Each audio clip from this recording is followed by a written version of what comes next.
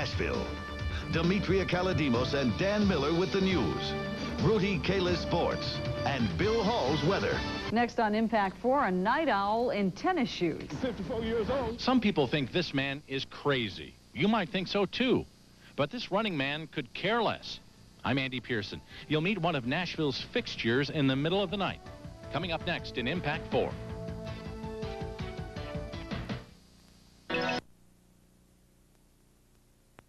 What is your favorite time of day for exercising? For some of you, it's probably the morning. For others, it's right after work. And for others, the best time is in the evening. But one Nashville man says the best time for him to exercise is in the middle of the night, after he's been asleep for a couple of hours. Andy Pearson is here with Impact 4 and Nashville at Night. Where'd you find this guy? Well, it was one of those strange things. Gary Knox and I were out about 6 weeks ago with photojournalist Gary Knox. It was snowing outside. It was about 38 degrees. And I'm driving down West End 3 in the morning, can't go to sleep. And I look over and I see this man running with his dog. And I don't usually do this, but I yelled out the window at him and said, "Do you always run at 3 in the morning?" Well, you're about to see the answer. I found this 54-year-old man who's been a fixture of the night in Nashville since the 1970s.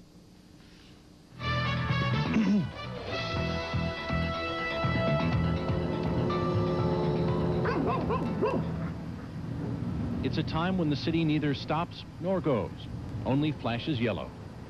When the wind blows coldest. When sounds that would be buried in daylight come alive over the nighttime stillness. A time of day most men and beast would not claim as their own, except for a select few. Hey, 2 o'clock until 4 o'clock, that's my time.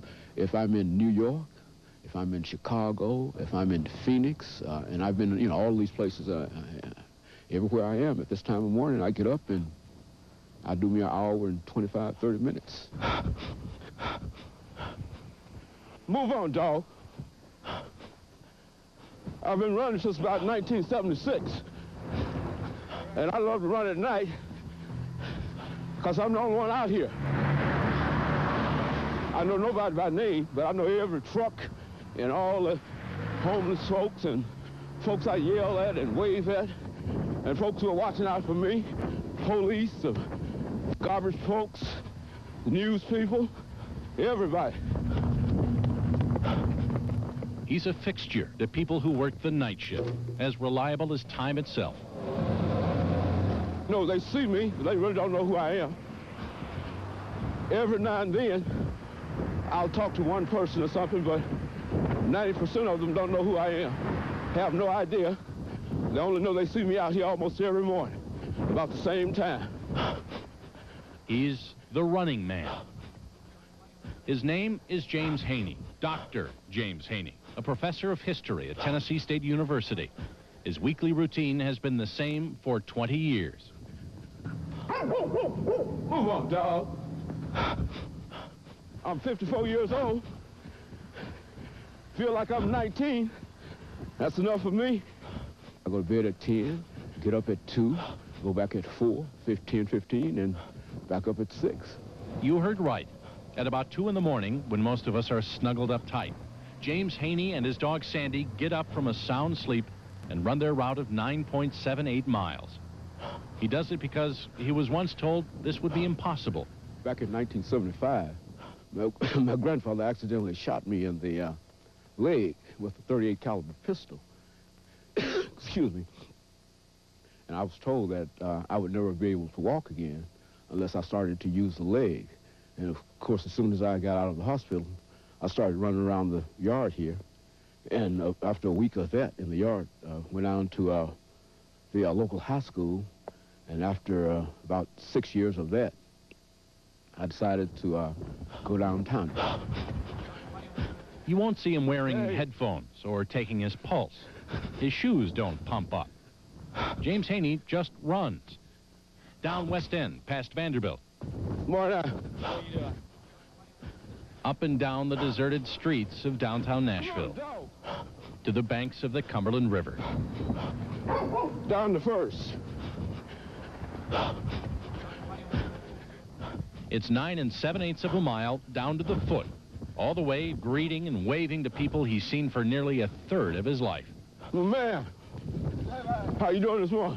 Good, you? All right. James Haney does this 5 days a week. Same time, same route, same distance. I can't see any disadvantages in this at all. And this is what I do, and I love it. I'm not doing this with people. And if they think I'm crazy, well, I can appreciate that. I just believe in the human personality, and I believe that we can do anything that we want to do once we make up our minds to do it. Takes an hour and a half out of my day, and I think it's worth it. Plus, it requires discipline, and I think I got that. And that makes me feel good about myself. Gives me greater self-esteem, and I can get out and meet the world better. As he makes that last block toward home, there's no one there. No welcoming committee at the finish line.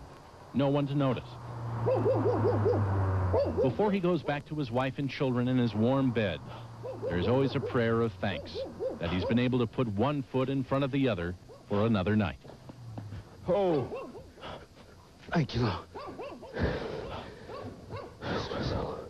Okay. Thanks that he can still devote 2 hours out of each 24, even though it is in the middle of the night, to his body and his well-being. Thanks that there is life, and that life is good.